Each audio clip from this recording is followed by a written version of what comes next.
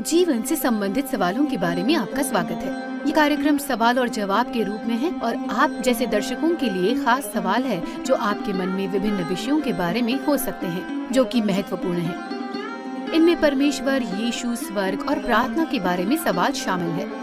ऐसा कोई सवाल नहीं है जो आप नहीं पूछ सकते, लेकिन हमारे होस्ट और को होस्ट जो इस कार्यक्रम को संचालित कर रहे हैं, वो विभिन्न दृष्टिकोण का आदर करते हैं।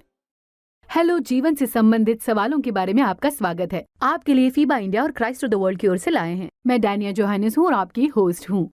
इस कार्यक्रम में कई प्रकार के सवाल हैं जो आपके जैसे दर्शकों के लिए हो सकते हैं, जो विभिन्न विषयों पर है, जैसे डिप्रेशन या अवसाद, अकेलापन, आत्मसम्मान और मृत्यु भी।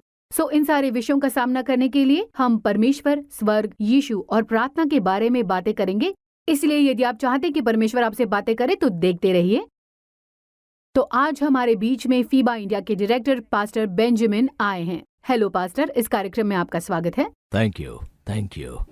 हमारे कार्यक्रम का नाम है सहायता जब आप अपने प्रियजन को खोते हैं। ये कार्यक्रम मुख्य रूप से आप में से उन लोगों के लिए तैयार किया गया है जिन्होंने अपने प्रियजन को खोया हो। ये जीवन साथी हो सकता है, माता या पिता, छोटा भाई या बहन या दोस्त या कोई भी हो सकता है। हमें सचमुच आशा है कि इस कार्यक्रम के द्वारा आपको सहायता मिले, क्योंकि हमारे यहाँ पास्टर हैं जो हमें अंतर्दृष्टि प्रदान करेंगे जीवन से और परमेश्वर के वचन से, और हम आशा करते हैं कि परमेश्वर आज आपसे बातें करें।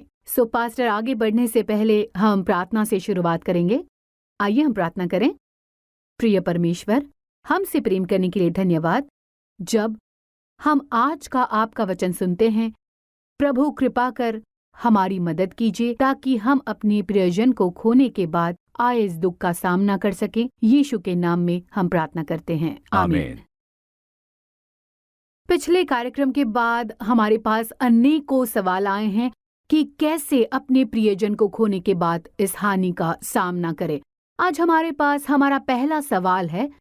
सवाल ज्योति की ओर से है। वो कहती हैं, मेरे पति मर गए हैं, मैं अकेला महसूस करती हूँ, मेरा दिल टूट गया है, मैं क्या कर सकती हूँ?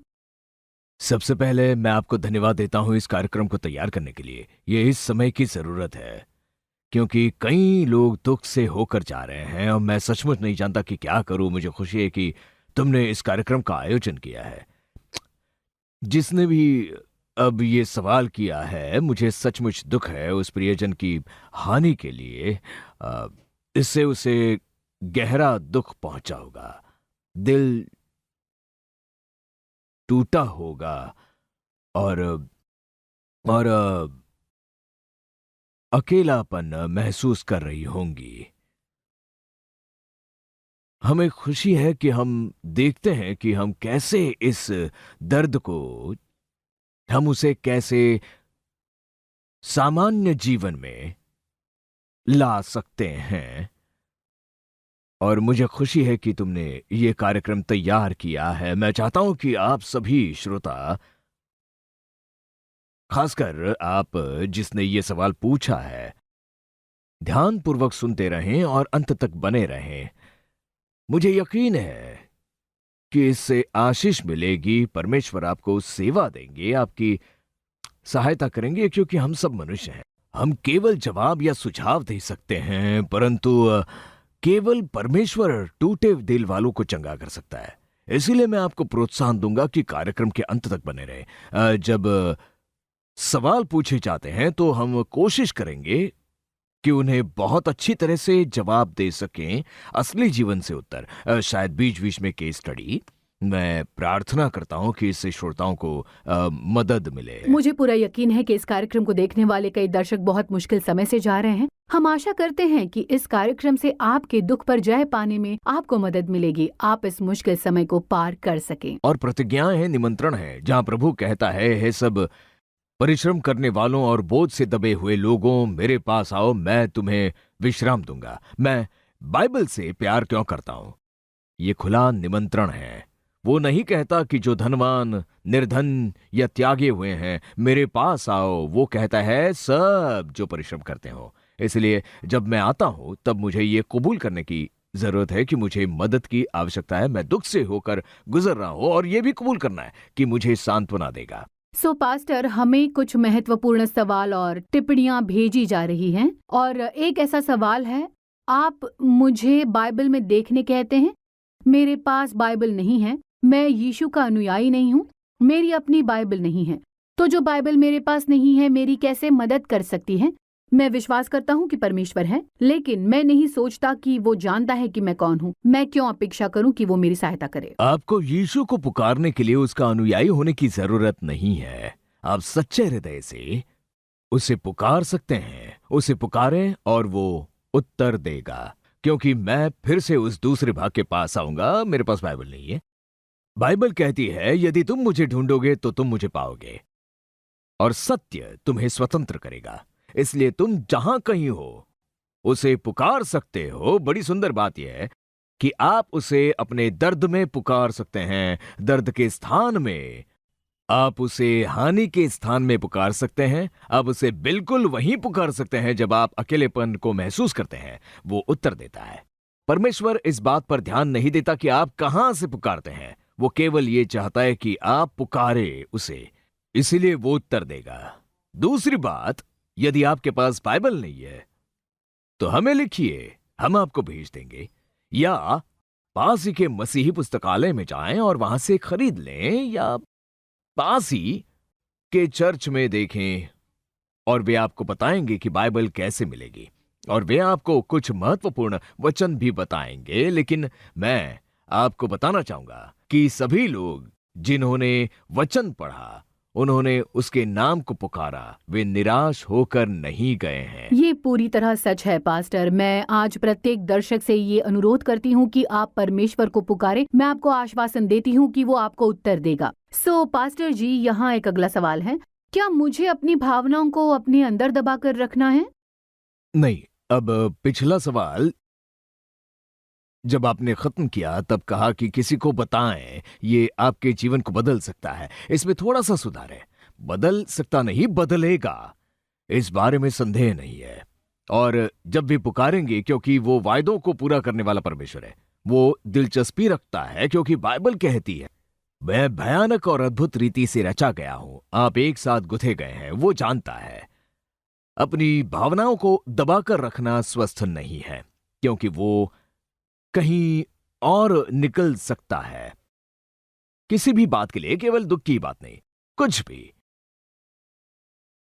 उसके बारे में बोलें, उसके बारे में बताएं, चर्चा करें।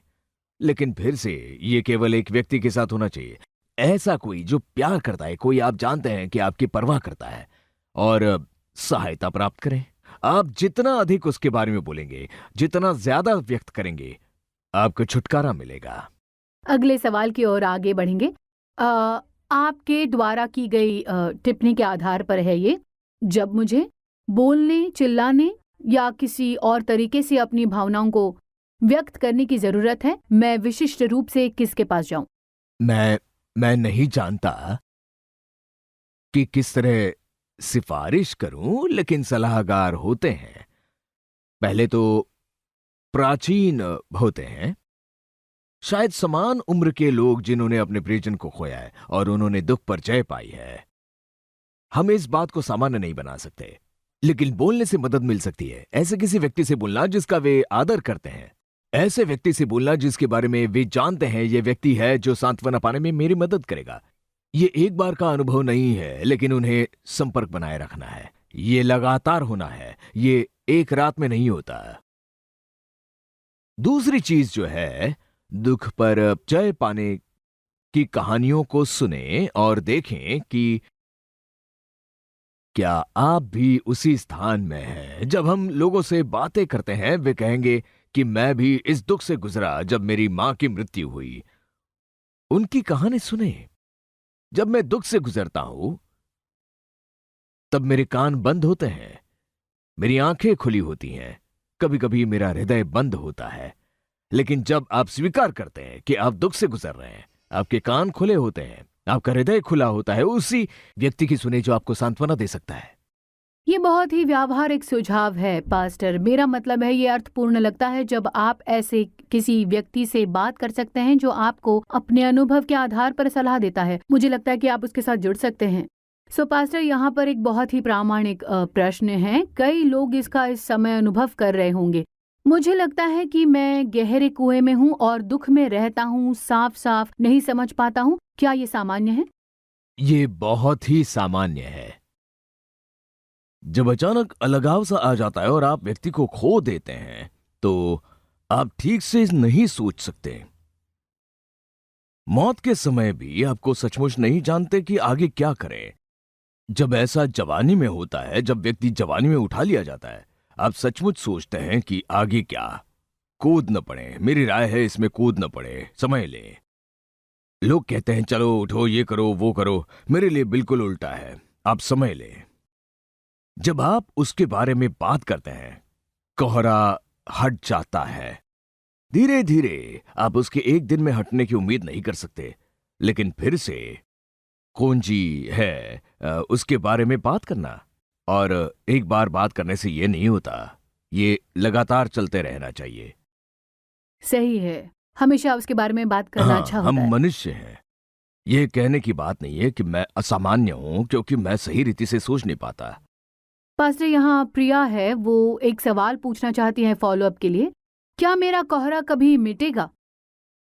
मिटेगा, जरूर मिटेगा। आपके साथ क्या होता है ये मायने नहीं रखता, लेकिन आपके साथ जो होता है उसके साथ आप क्या करते हैं वो मायने रखता है। यदि मैं उसमें से बाहर निकलने से इनकार करता हूं, कुछ लोग जो पीड़ा से होकर गुजर रहे हैं और उसमें से बाहर निकलने के लिए तैयार नहीं होते, वे मदद लेने के इच्छुक नहीं होते क्योंकि वे ऐसे स्थान में होना चाहते हैं जहां हर कोई सहानुभूति चाहता है। लेकिन लोग व्यस्त हैं, वे अपने जीवन में आगे बढ़ते रहेंगे और आपको अपने दर्द में छोड़ देंगे। किंतु यदि आप ईमानदारी से मदद मांगेंगे कि मुझे उसमें से बाहर निकलना है, मैं जानता हूं कि मुझे अपने प्रिय व्यक्ति की याद आ रही है, लेकिन मैं उसमें से बाहर आना चाहता हूं, तो हमेशा एक रास्ता होता है। लेकिन फिर से ये उस व्यक्ति पर है। यदि वो बाहर निकलने से इनकार करता है, सहानुभूति के स्थान में रहना चाहता है कि दूसरों को उसके लिए बुरा लगता रहे, तो ऐसा कुछ समय तक चलता रहेगा, लेकिन बाद में लोग तंग आ जाएंगे। मुझे आशा है प्रिया कि पास्टर ने आपके सवाल का जवाब दिया और बताया कि आपके कोहरे को मिट जाने में कितना समय लगेगा। मुझे आशा है कि आपको जवाब मिल गया।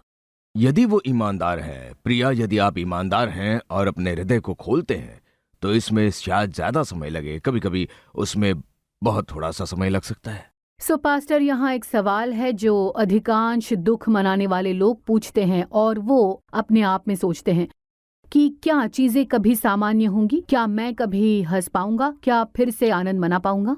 हाँ, लेकिन ये प्रियजन को खोने का गम दूर नहीं कर सकता। मैं फिर से ये कहता हूं, ये व्यक्ति के हाथ में है कि वो जीवन से क्या पाना चाहता या चाहती है। जब हमारा प्रिय व्यक्ति मर जाता है, तब आपके जीवन में परमेश्वर का उद्देश्य रुकता नहीं। आप एक व्यक्ति हैं, आपका एक उद्देश्य है। देखिए, बाइबल कहती है, फिर से मेरा ध्यान या लक्ष्य परमेश्वर के वचन पर है, मुझे यहीं से ताकत मिलती है। यिर्मयाह अध्याय 29 के 11 और 12 में वचन ये कहता है, जो कल्पनाएं तुम्हारे विषय करता हूं, उन्हें मैं जानता हूं, वे हानि की नहीं वरन कुशल की ही है। ये प्रतिज्ञा है। हाँ, हम सभी को एक दिन मरना है। कभी कभी ये जल्दी होता है, कभी कभी धीमा, कभी कभी इसमें समय लगता है, परंतु जब हम प्रियजन को खो देते हैं, हाँ, हम दुख मनाते हैं।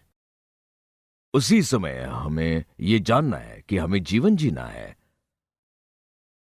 हम सामान्य जीवन में आ सकते हैं, हम आनंद मना सकते हैं, हम मजाक कर सकते हैं, हम अच्छा समय बिता सकते हैं, हम अपने काम कर सकते हैं जो परमेश्वर ने हमें दिया है। लेकिन इसका मतलब ये नहीं है कि हम उसका आदर नहीं कर रहे हैं जो मर चुका है। फिर भी हम दुख महसूस करते हैं, हम फिर भी रोते हैं। कई सालों के बाद भी हमें अपने माता पिता की याद आती है। हम कहते हैं काश पापा होते, लेकिन ये हमारी खुशी के बीच ना आने पाए। सो प्रियंका यहाँ पूछती हैं, सारी बातें सामान्य हो, इसीलिए मैं क्या कर सकती हूँ? मुझे लगता है कि जो जवाब मैं दे रहा हूं उसमें काफी दोहराव है, क्योंकि सवाल वैसा है, वो करते रहें जो वो कर रही थी, या ये कबूल करें कि खालीपन है, सहायता पाने की कोशिश करें और जो आप कर रहे हैं उसे करते रहें। जो आप कर रहे हैं उसे करना बंद ना करें। चाहे ये आपका व्यवसाय हो या जो भी हो, उसे करते रहें। मुझे लगता है कि जितना अधिक आप वर्तमान पर ध्यान लगाते हैं, अतीत आप पर हावी नहीं होता। भविष्य में ना देखें। जितना अधिक आप भविष्य में झांक कर देखेंगे, आप अपने वर्तमान का जश्न नहीं मना पाएंगे। अतीत के लिए परमेश्वर को धन्यवाद दें। उसका धन्यवाद करें जो आपको यहां तक ले आया है, वो आपको भविष्य में ले जाएगा। बिल्कुल। यहाँ पर एक बहुत ही प्रामाणिक अनुभव है जिसके बारे में कोई बता रहा है। वो कहता है, मेरे दुख में मैं परमेश्वर से नाराज हो जाता हूँ। यदि मैं उसे बता दूं कि मैं उससे नाराज हूँ तो क्या वो मुझे सजा देगा? बिल्कुल नहीं, बिल्कुल नहीं। सीधे परमेश्वर को बताएं आप उससे नाराज हैं। देखिए, केवल वही है। देखिए देखिए जब परमेश्वर हम प्रार्थना करते हैं, वो हमारे शब्दों की ओर नहीं देखता, वो हमारे हृदय को देखता है।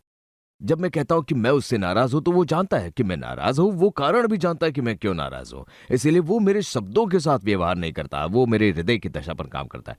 इसीलिए पूरी तरह से स्वतंत्र महसूस करें और उसे आपकी भावनाओं के विषय में बताएं, आप किस बात से गुजर रहे हैं, आप क्या महसूस करें, वो समझेगा और आपकी जरूरत को पूरा करेगा। सो पास्टर, हमारे पास एक सवाल है जयंती की ओर से।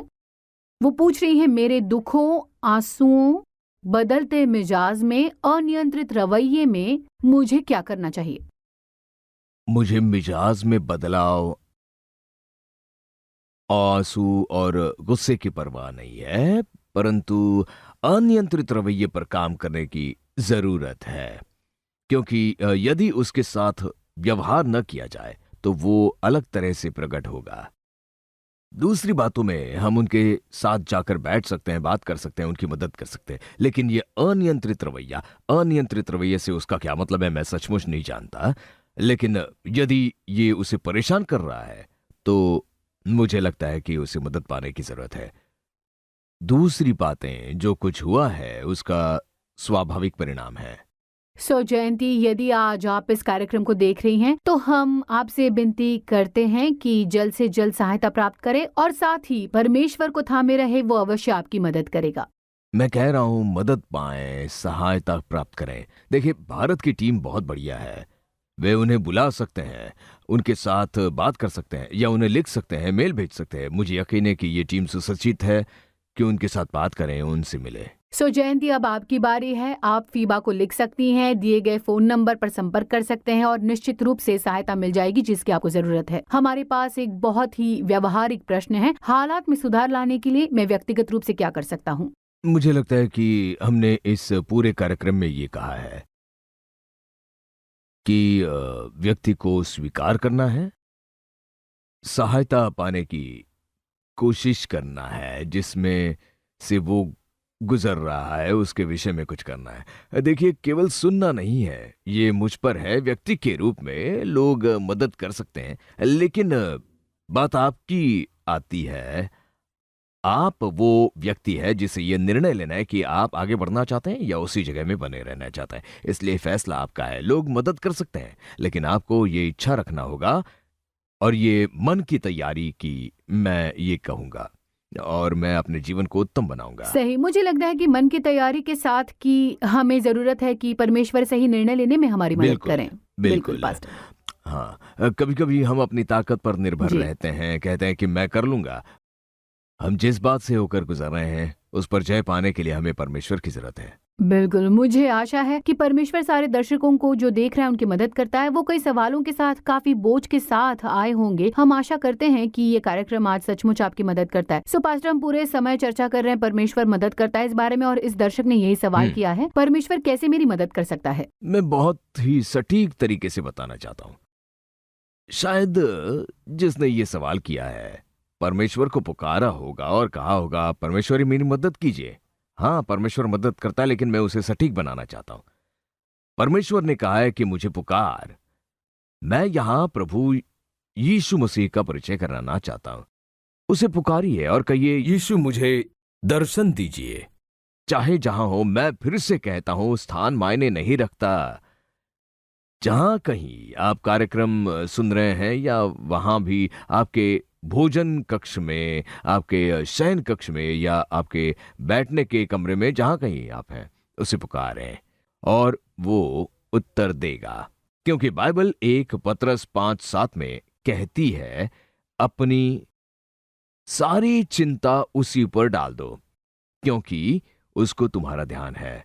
उस पर चिंता क्यों डालें? क्योंकि उसे आपका ध्यान है, और केवल वही है जो आपका ध्यान रखता है, आपकी परवाह करता है, और कोई नहीं। दूसरे ध्यान रखते हैं, परंतु उसकी परवाह पूरी तरह से अलग है। वो 24 घंटे सप्ताह के 7 दिन उपलब्ध रहता है, क्योंकि बाइबल कहती है कि परमेश्वर न तो सोता है और न ऊँघता है, इसीलिए उसे पुकारे और आशीष पाए। यहाँ एक महत्वपूर्ण प्रश्न है जो पहले पूछे गए सवाल से संबंधित है। इस पूरे कार्यक्रम में आपने परमेश्वर के बारे में बात की। मैं परमेश्वर के बारे में बहुत कम जानता हूँ, लेकिन और जानना चाहता हूँ। मैं यीशु के पीछे चलना चाहूंगा। क्या आप मेरी मदद कर सकते हैं? मैं ये कहकर शुरुआत करना चाहूंगा, इस प्रश्न के लिए पहले उसे पुकारें, हिचकिचाएं ना, विलंब न करें, उसे पुकारें। यीशु मसीह ने कहा, मैं मार्ग, सत्य और जीवन हूं। उसने ये भी कहा है, हे सब परिश्रम करने वालों और बोझ से दबे हुए लोगों, मेरे पास आओ, मैं तुम्हें विश्राम दूंगा। वो प्रतिज्ञाओं को पूरा करने वाला परमेश्वर है। यदि उसे सचमुच सहायता की जरूरत है, परमेश्वर के वचन के अलावा, या वचन को कैसे सुने इसके अलावा, वो हमें बुला सकता है, फीबा की टीम को बुला सकता है।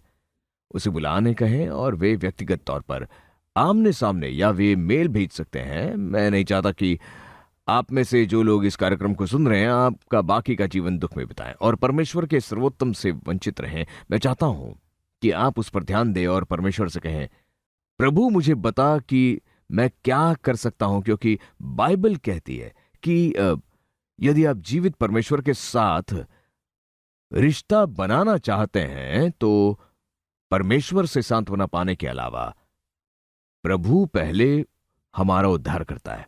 वो हमें हमारे पापों से बचाता है, वो हमारी विपत्ति में हमें सांत्वना देता है, वो हमारी परीक्षा से हमें छुड़ाता है, वो हमारे जीवन में तूफान को शांत करता है। इसलिए मेरा मानना है कि ये यीशु मसीह जिसके बारे में बोल रहा हूं, वो परमेश्वर है जो सुनेगा, उत्तर देगा और हस्तक्षेप करेगा।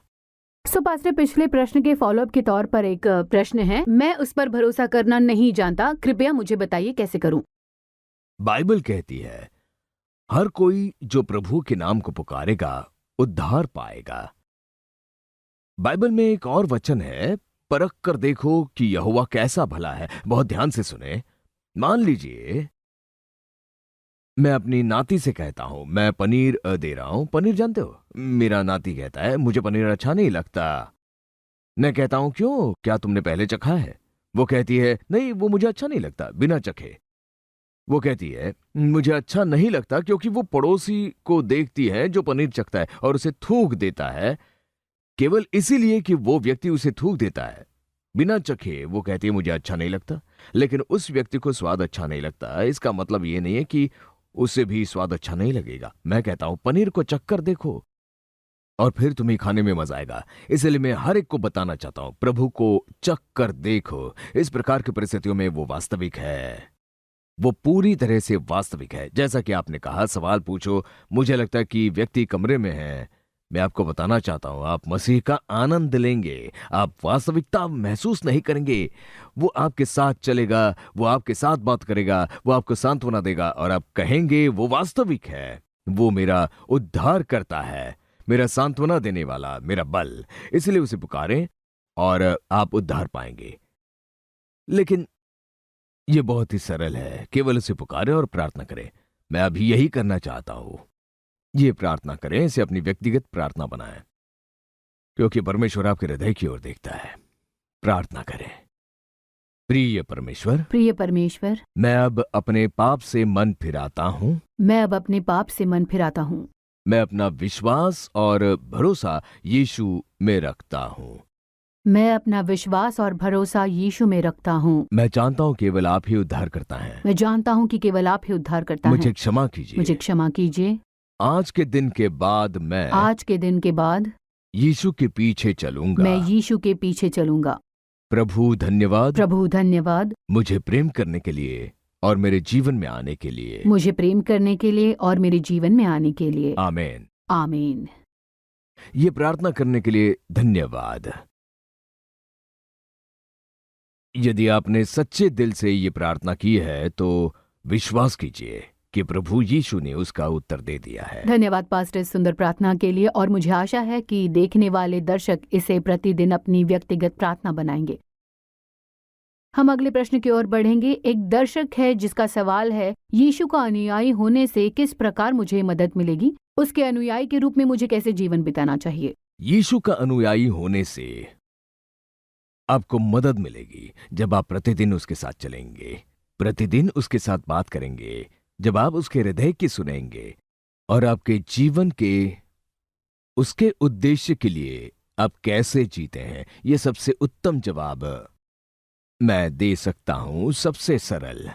यदि आप उसके समान जीने की कोशिश करेंगे तो आप निराश होंगे, लेकिन यदि आप उसके आत्मा को आपके अंदर रहने की अनुमति देते हैं, आप यीशु की सुंदरता को आपके जीवन में देखेंगे। इसके साथ ही हम अपने अंतिम प्रश्न की ओर आते हैं। एक दर्शक पूछता है, क्या कोई सबक है जो मैं अपने दुख मनाने से सीख सकता हूँ? हाँ, कुछ सबक हैं। पहली बात, पृथ्वी पर हमारा जीवन सीमित है। हम उस जीवन का अंत कब करेंगे हम नहीं जानते। दूसरी बात, जीवन का समयावधि नहीं परंतु जीवन का दान महत्वपूर्ण है। चौथी बात, हम सबको एक दिन जाना है, परंतु जब हम जीते हैं तो हम एक उत्तम गुणवत्तापूर्ण जीवन बिताएं। दूसरा सबक, यह सुनिश्चित करें कि आप कहां जा रहे हैं। यह अत्यंत महत्वपूर्ण है। यदि मैं अपने गंतव्य स्थान को नहीं जानता तो मैं ऐसा जीवन बिताऊंगा मेरा जीवन, लेकिन यदि मैं अपने गंतव्य स्थान को जानता हूं तो मैं ऐसा जीवन बिताऊंगा ताकि मैं अपने गंतव्य तक पहुंच सकूं। दूसरी बात जो याद रखना है, ऊपर एक परमेश्वर है, वो जानता है और वो आपके दुख को चंगा करेगा। परमेश्वर के लिए कोई भी बात असंभव नहीं है। धन्यवाद पास्टर, मुझे ऐसा लगता है कि बहुत ही सुंदर ढंग से आपने बताया, और जो आपने कुछ कहा है वो मैं घर ले जा रही हूँ। आपने कहा कि समयावधि नहीं परंतु आप जीवन में क्या दान देते हैं वो महत्वपूर्ण है। मुझे लगता है कि ये अत्यंत महत्वपूर्ण है कि मुझे लगता है हम सब अपने जीवन को परमेश्वर को दे। हम सभी मुश्किल समय से जाते हैं। मैं जानती हूँ कि आप जिस दुख को अनुभव कर रहे हैं शायद हम उसे माप ना पाए, लेकिन परमेश्वर आपके दर्द को जानता है। वो अवश्य ही आपको छू लेगा जब आप अपना जीवन उसे देंगे। मुझे खुशी है कि तुमने ये टिप्पणी जोड़ी। ये महत्वपूर्ण है कि जब हम जीवित हैं हम अपने जीवन को परमेश्वर को दे। मरने के बाद कुछ नहीं किया जा सकता। जब हम जीवित हैं तभी परमेश्वर को अपना जीवन दें और क्षमा प्राप्त करें और उस क्षमा को लेकर चलें।